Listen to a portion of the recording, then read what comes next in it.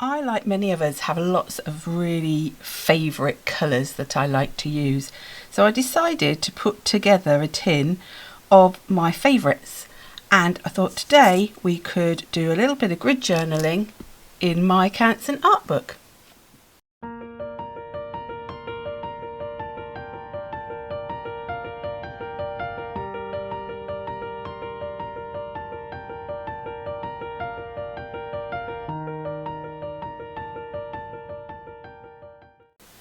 Hi everyone, Jane here.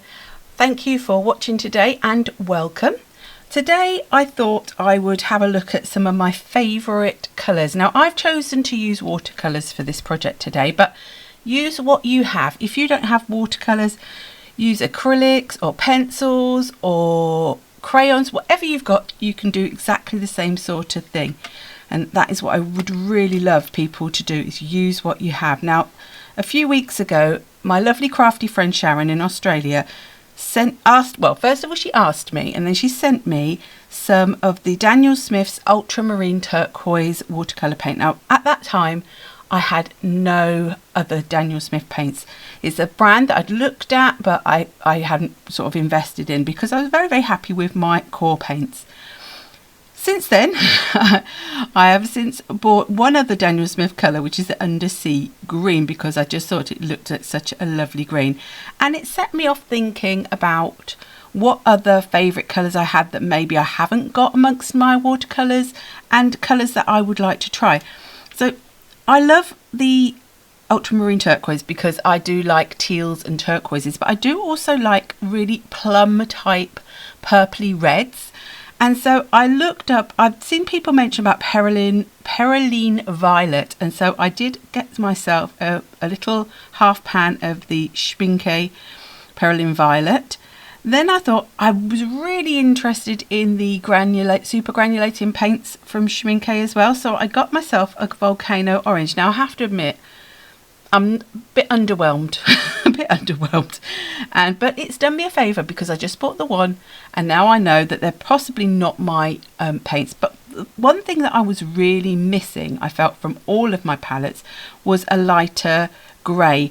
I didn't want a Payne's grey. I've got Payne's grey amongst my colours, and it's more on the blue side. I wanted one that was maybe a bit more of a cool or a green grey, and so I found eventually Davies grey. And I bought the Winsor & Newton one because, again, Winsor & Newton is a brand I don't actually have any of their watercolours. So I thought it would be nice to sort of try some different brands in amongst my core paints, which I already love. But what I did was I went through my core and I picked out the ones that were my really, those colours that I absolutely love. So I went through and I picked out Hansa Yellow Light. Quinacridone Gold is one of my ultimate favourites. Transparent Pyrrole Oxide, Alizarin Crimson, Quinacridone Magenta, the Dioxazine Purple, the Cobalt Teal, the Phthalo Blue, Indigo, Green Gold, Sap Green, and then I've implemented some other colours in there. So as you can see, I do like quite a bright palette, I realise, even though I do also like quite muted tones as well for certain projects. But I thought that today I would use some of these in my Canson Art Book and I would do a bit of grid journaling. Now that is something I have done before, grid art journaling. It's not a new thing, it's not something I invented, it's something that's around. You will be able to see lots of other YouTubers or people on Instagram, Facebook, everywhere who have done similar. So I thought I'd have a go. I've got this stencil that I'm going to use to create my grid. Now you don't have to have a stencil with squares. I'm just incredibly lazy. I hate measuring stuff out. So I thought this would be quicker and easier than actually just measuring out boxes and putting them in there. So this is the Canson Art Book. It is 300 GSM, 100% cotton, cold pressed, Saunders Waterford cotton paper, card. If it's 300 grams, it's card really, isn't it, rather than paper. And it's a lovely, lovely book. Now, I've left this on the front. I don't know why. I normally always remove these sorts of things, but I have left that one on there. And it has a band. So normally, I have done a few bits. And these are all things that you will find actually on my channel, because I'm pretty sure everything I've done in here, I have actually made videos for. So I did that one. I did this, which was one of the exercises from one of the watercolour books.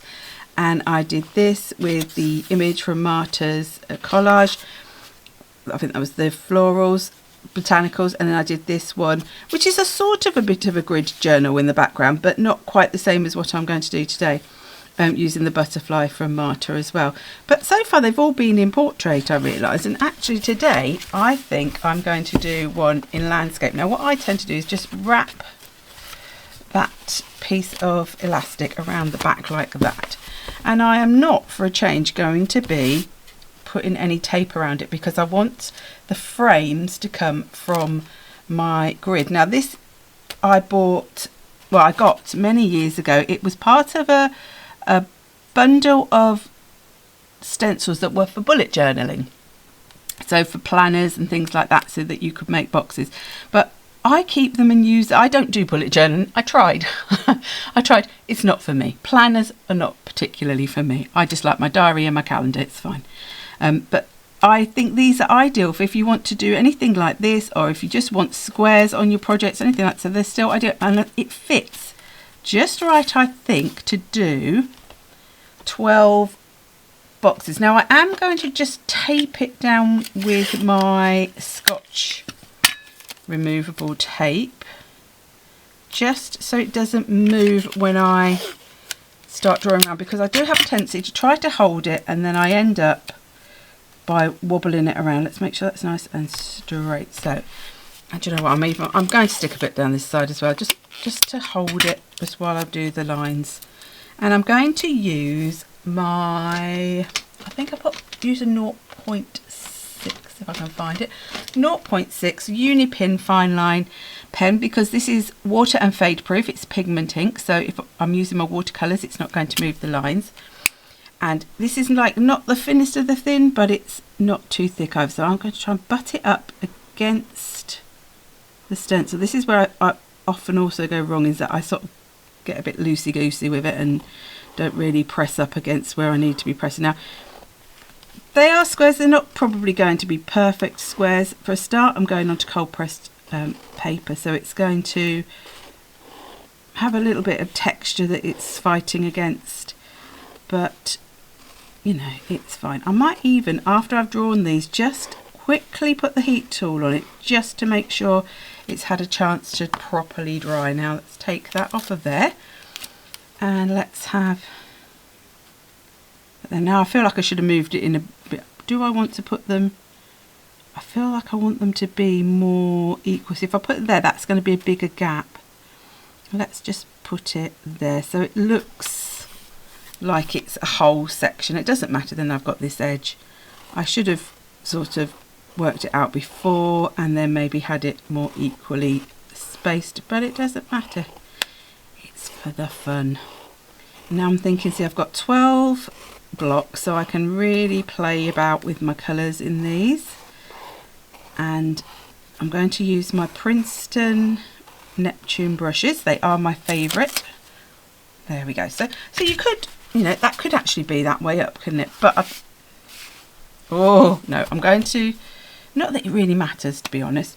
Let's go this way. So let's just give this a very quick heat, just to make sure those lines are dry.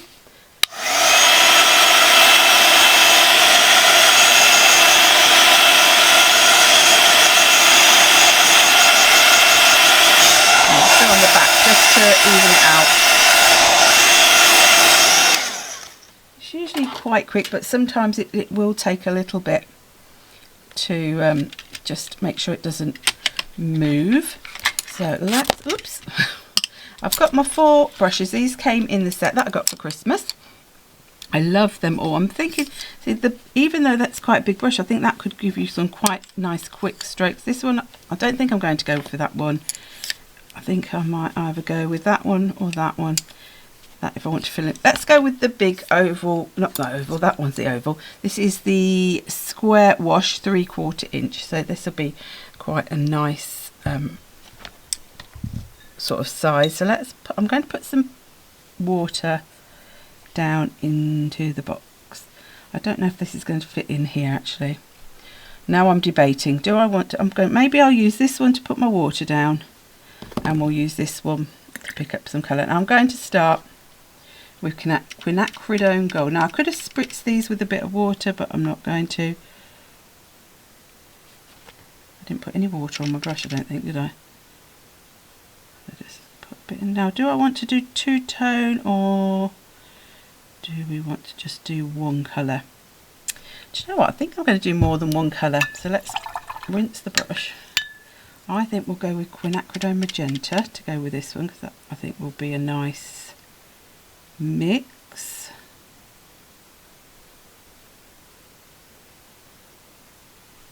There. And I love how the core sort of do go together like that. Let's add some water to the next one.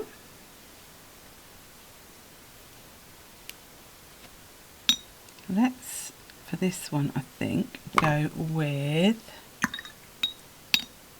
let's go with a bit of cobalt teal.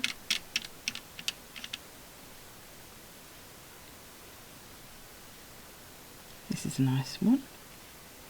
Let's add a little bit more colour into that corner. You can always go back in afterwards as well, add more layers of colour in if you want to. And let's go with green gold.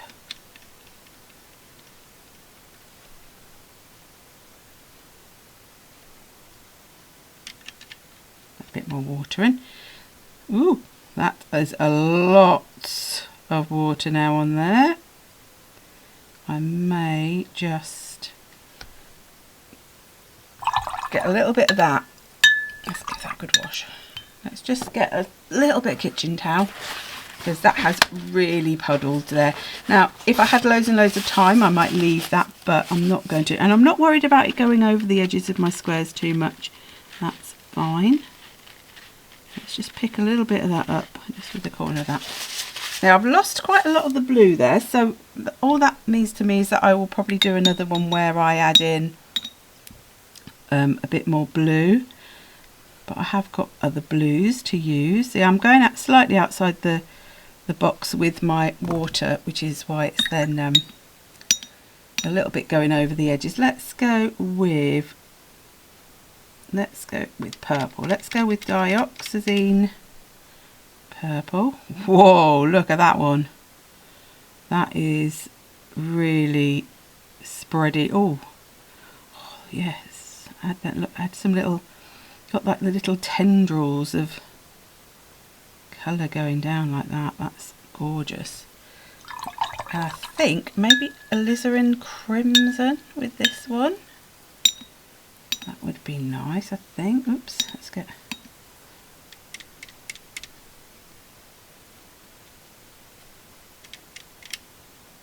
Good. This one isn't spreading as much as the purple.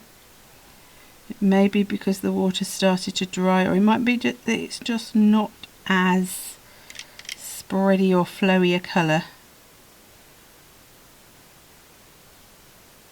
Now I am going to make the assumption that these will dry sort of more faded, they will fade a little bit once they dry. Let's put a little bit of water just to mix them together a bit more.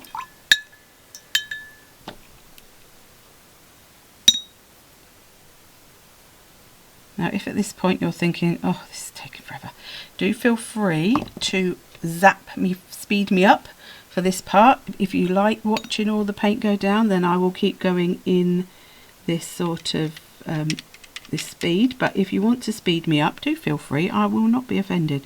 Right, this is the Daniel Smith Ultra Marine Turquoise. I really struggle with that name. I don't know why. Now this isn't a course, so this isn't going to be you know, zapping across the page like those ones.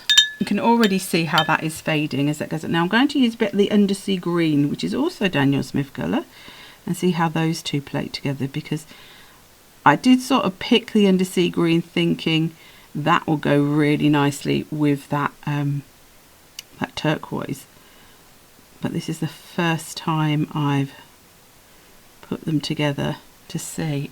I do love that. I love that Undersea Green. That's if you're doing anything sort of sea based or probably a landscaped base. That's a lovely, lovely, lovely colour. They're starting to flow in a little bit together. Right, let's go. See, I would be tempted almost to, at the end of this, just stick a sentiment over, but I'm not. I will add some other bits on just to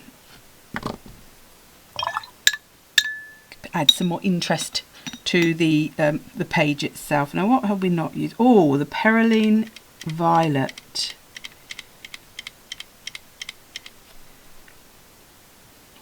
See, I love this sort of purple. It's more on the red side than the blue. This is my favourite sort. More of a sort of plum. I guess a plum or a burgundy we would have called it. Just a beautiful, beautiful colour. And what should we put with it? Oh, let's try it with, oh no, because Quinacridone Gold's there. I don't want to put that one with it there, I don't think. How about Indigo? Yes, love Indigo. Indigo is another beautiful colour. Now, this is the thing with the core. They do flow even more, I think, into brands that are not core. They're very, I think people say they're very pushy paints. So that's really pushed into that. That's a very dark one there. I'm hoping that is definitely going to lighten up a bit, because I feel that I want that to be a bit lighter.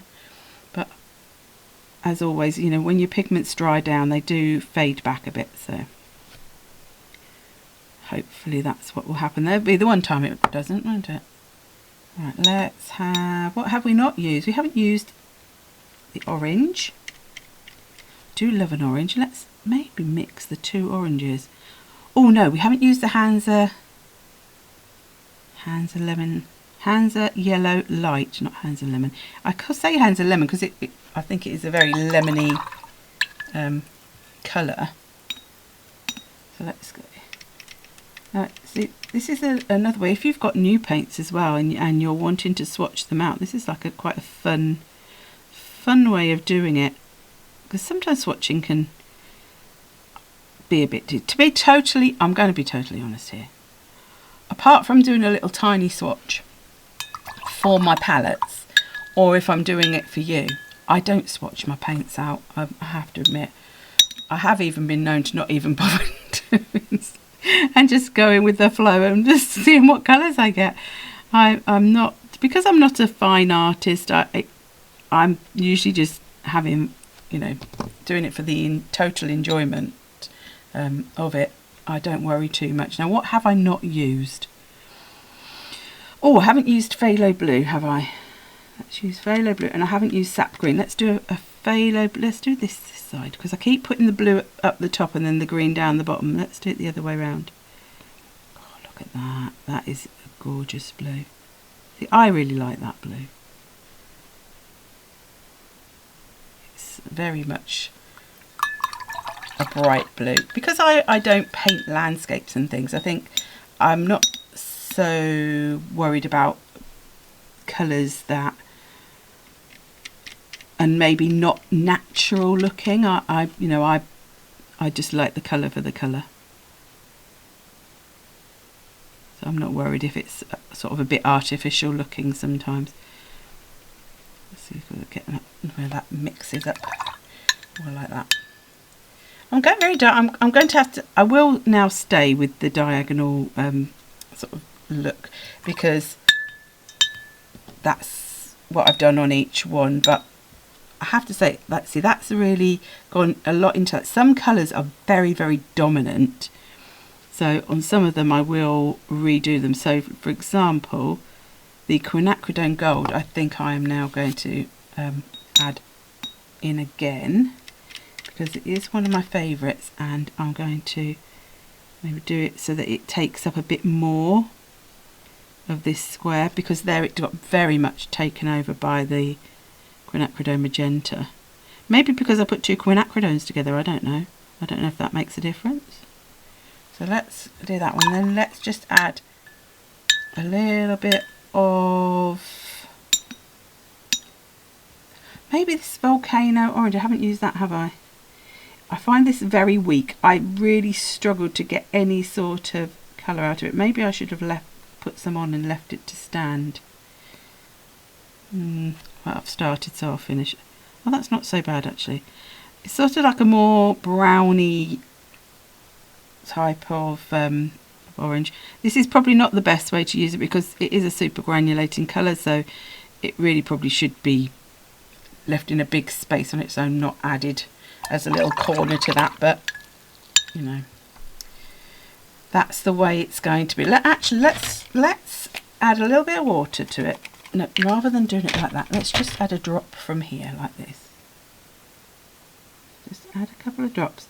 Let's let that sit, and then we'll use it maybe on this one here as a bigger space of its own. That is very dark. That's very looking out of place. I may have to blot that off a bit just to see if I can lighten it maybe, because it's too dark for me. Now what have I still not used? Have I used indigo? Oh no, I used indigo there, didn't I? Let's have another alizarin crimson. I do like alizarin crimson. Let's put alizarin crimson with some yellow maybe, so we get some nice blends with that. Or with the blue. Oh no, with the blue, with the cobalt. Yes, let's use the cobalt teal on there. That would be nice. And then we'll get a little bit of a, hopefully a sort of purple blend going on. Make it more blue in the corner.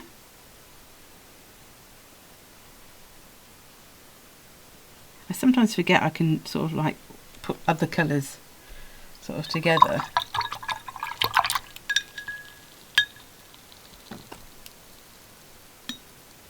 Let me just grab a piece of kitchen towel again, just to, I'm going to lay it, right, let's just go like this across the whole thing, just to take some of that off. That's better. I was a bit concerned. It may very well have dried a lot lighter, but it was concerning me that it would just stay like that. Right, so let's go with a bit of, maybe another bit of undersea green. This time we'll put that at the top. That's flowing a lot more that time. Maybe I'll put more water down and more colour down. Like that. And then we'll put in some, oh, see, I was going to go with the yellow, but I've got the yellow right above and I don't know if I want to.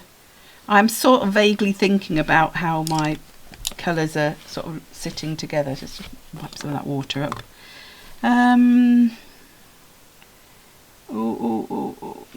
let's go with the yellow. Oh, what happened to my brush? I think I wiped a bit too much off. Let's do that then.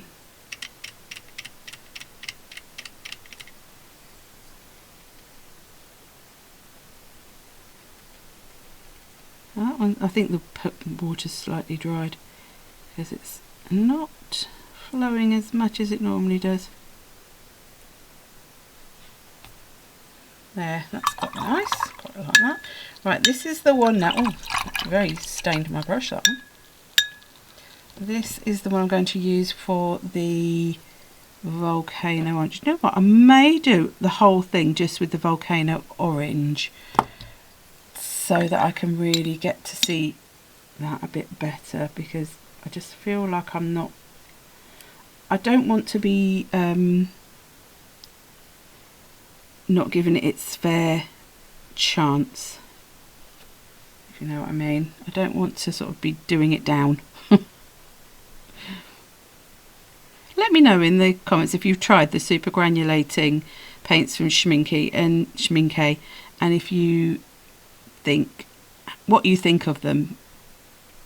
I love granulating paints. I love the effect. I found this on the web for Padiswood, Schminke and Schminke. What do you think of them? Check it out.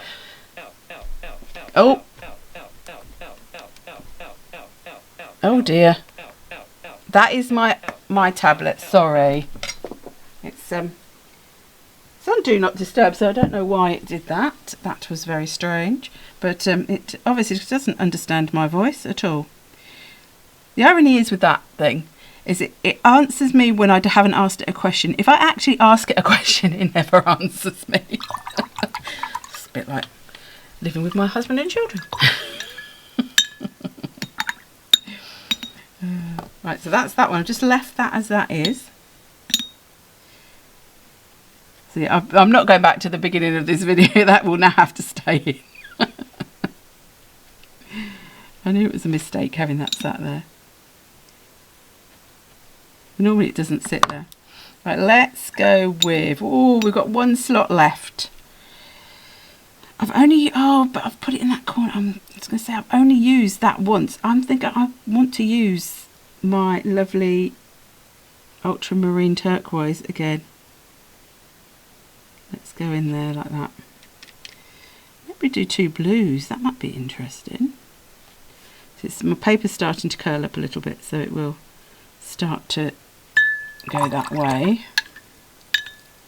And let's have, oh, what shall we have? What shall we have? A little bit of indigo just in the corner there. And I'll do it a little bit lighter. I won't put so much down this time, not like I did before. Let's see that flow into there, because I like to see those 2 blues. They're 2 of my favourite blues together. There. Okay. Some beautiful sort of mixing and blending going on between some of these colours. So I will leave that to dry, and then I will be back to add some more. I'm back again, and I've sort of studied the page, and I have to admit that I have decided that I think I would like it to be this way up. This I find is a lot more pleasing to my eye for the layout. And what I'm also thinking is I've got a couple of stamp sets designed by Marquet Lemon Creation. Now this is a very, very old one. This is when she did some stamps for Indigo Blue, which is a UK based company, which are on red rubber. I thought some of these shapes would look fabulous in these little squares. But then she's also got this set, Flowers on Edge, which is a clear stamp set from her own shop, that I thought might be nice just at the bottom as a little bit of a interest in the corner. So that's what I'm thinking. Now I don't want my stamping to go outside of my squares, so I'm going to use some of the tape to mask off areas. Now what I want to do is I want to find the stamp I want first. Now I'm going to use a block for this because I do want to get as crisp an impression as I can, and I'm thinking, because I've drawn my squares in black, now I could either go with VersaFine Clair or I can go with Archival. Now Archival I do love, but VersaFine Clair is a little bit more wet as an ink, and it does sometimes give you a better impression. So I'm thinking maybe we'll go for the VersaFine Clair. Sometimes it can stay wet a bit long, but if you're going on to watercolour card, I usually find it doesn't sort of last as long. So I'm thinking if I went like that, so if I put this one here, I might do one of this on each row. Now I have a terrible habit of putting my stamps on top of my work as I ink them up. Now I always put my ink to my stamp. I don't do it the other way. This way you can make sure that you're getting a really nice coverage. Now I've got that there, so I want to, normally I try to get a little bit more above this, but I don't want to stick my head in your way. So let's get that on there, and then we can take that off, and we've got that beautiful thing there. Now I'm going to use the same bit. I'm thinking I'm going to do it at the bottom of this middle one. Hopefully I've still got that in a shot. Now I'm not worried, it's sort of faded out a little bit when it's gone in there, but that's fine. Let's do that there. Oops. Well, I can't find the end. There it is. And let's have it going on that edge there. I might have it going on that edge and into the bottom corner actually. So let's have another little bit of tape. Do you know what? Still got my tape that I had on my stencil. Let's not waste that. That's the point of it being repositionable. Let's stick that there, and when we can have it sort of coming into the corner there, it'd be quite cool. And have it like that. Because this book is still quite full, it's not, I haven't used tons and tons of pages, and it's not a very chunky book. Oh, I thought that had gone on there then, because I keep it quite flat in here. It's not, you know, not too much of a problem for stamping onto. And I think one here, let's have it coming from the top there. Let's do that one there. I may then have to just get new tape, just because I'm aware that because this is a very wet ink and that's a plasticky surface, that has the potential of me sticking my fingers into it. So let's have that coming off there. Like that. So let's get rid of those bits so we can have some fresh tape. We'll treat ourselves. Somehow that's sometimes how I feel. I treat myself to a piece of fresh tape. Now let's go with this one. This is a bigger stamp, so this could be quite interesting. I'm just wondering actually, I might go for some of, I might use some of that one for the third sort of one along. So I'm going to keep the solid one for that really dark colour there, I think. So let's go, no, let's use another bit that's on here rather than tear off a new part. Alright, let's get this one.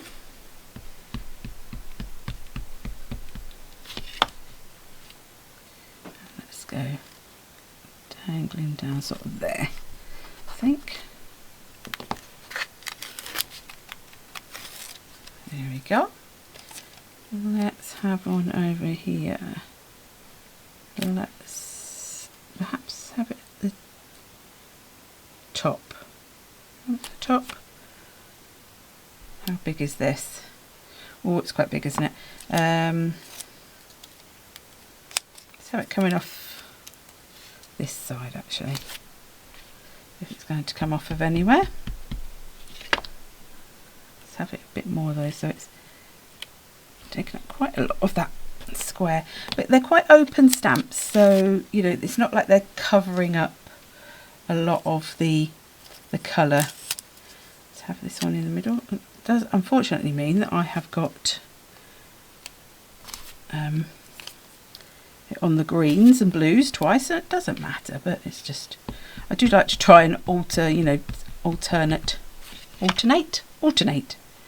how it works. Now that's that side, let's go this side then. So it's quite a big old stamp, that one. So, and then let's have one more. Let's have it, well, it's going to have to be here because otherwise it's going to be directly, let's have it at the bottom.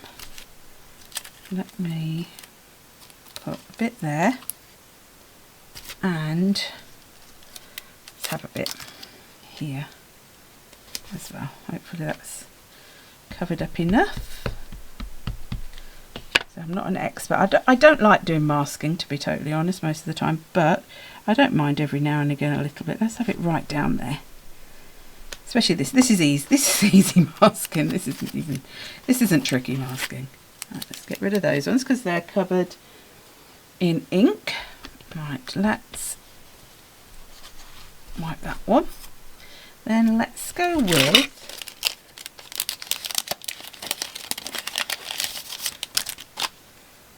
I'm liking,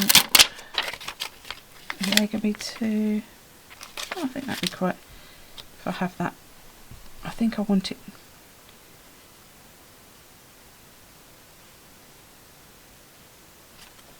yeah, that would be fine, I think. Right, we can get two bits. Let's have that bit there, that bit there, if I just make sure that I am just inking up the top section, I won't worry too much about the bottom section, so that way hopefully it won't get where it shouldn't be. Oh, that doesn't look like that's quite...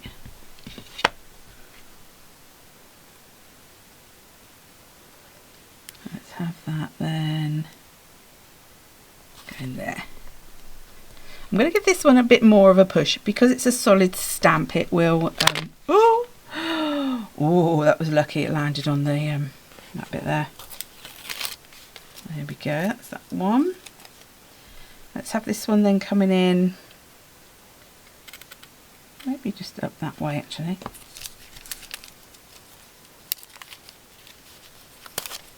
Let's have one across the bottom there. One down the side here.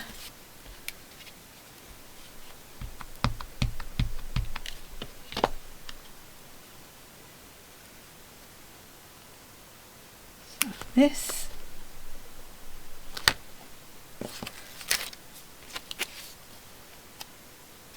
have this one maybe right through the middle, like that, just straight up the middle.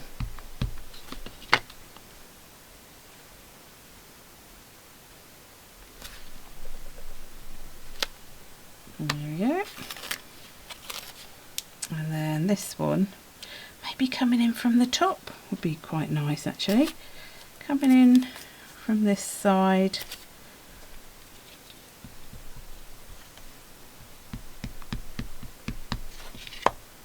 Oops. Like that. Bit different. So it's really nice to just have a play around. So if you've got little stamps, don't even have to be little stamps, do they? You know, any size stamps. And you can just have a little play, a little bit of masking with a little bit of tape. It could be, you can use washi tape if you haven't got repositionable tape, you use washi tape, that would work as well. If you've got masking tape, as in, you know, like your white cream coloured one, you could detack it a little bit to make sure it could come off, because sometimes they can be a little bit problematic. Now I'm wondering whether I just want to do something coming up the bottom of the page here. But I am going to have to then grab a bit of paper, a bit of copy paper, just to go under here. And I need a bigger block. Actually, let's have a nice rectangular block. I'm just thinking, just to go into the corner, that might be quite nice. I think this is the most stamping I've done on one of my videos in a long time. Now I am getting that in the background a little bit, so what I will do is let's grab my cloth, just wipe that a little bit. I think it might be okay, but I don't overly want that there, and then we'll just go here. Hope that's okay. If it doesn't, because it's quite sketchy, I could just get my pen and just fill it in. It's not a problem. Oh, and it wasn't that dark, was it? So I could, if I want to, just go and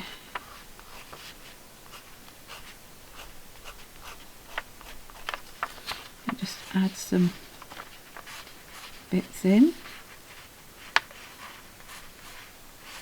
This is the thing with sketchy sort of stamps, you can get away with, you know, because I may have, you know, you never know, you could, if you can want to, you could draw things like this in any way. It wouldn't, you don't even need to be stamping. I like to stamp because I've got a lot of stamps, so I like to use them, and it's lovely to use other people's sort of artwork and things. There we go. I like that. That's quite nice. Quite like that. Do I want to add anything else, like another one of these or something into that bottom? No, I don't think I do. I think I just want that one there. That will do.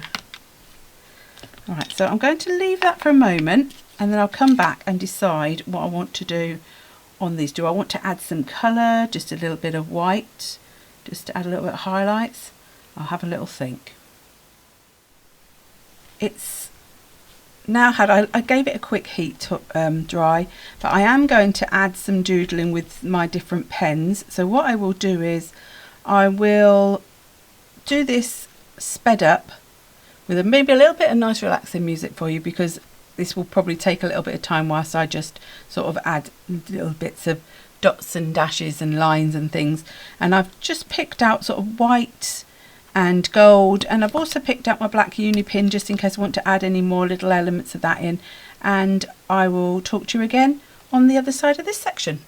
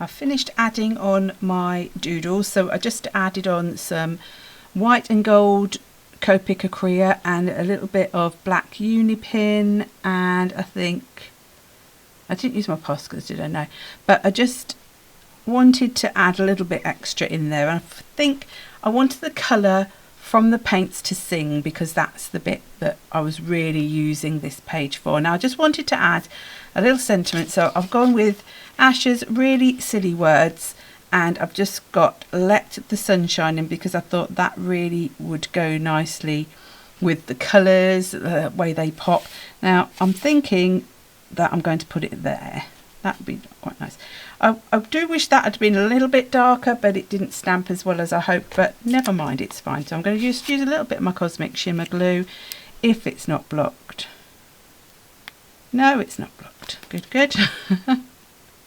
And just add that just here. I just want to offset it from the line, and I'm glad I went this direction. I think it sort of flows on the page a lot better. So let me just lift this up for you so you can have a closer look, and I will bring it right close So just a bit of fun, a bit of using colour. Let me know in the comments what your favourite colours are and what colours you would use in a page that you would make. And thank you ever so much for watching. If you have enjoyed, do please give me a thumbs up and a subscribe if you're not already subscribed, if that you'd like to. Join us on this arty crafty journey, and I'll see you in the next video. Bye!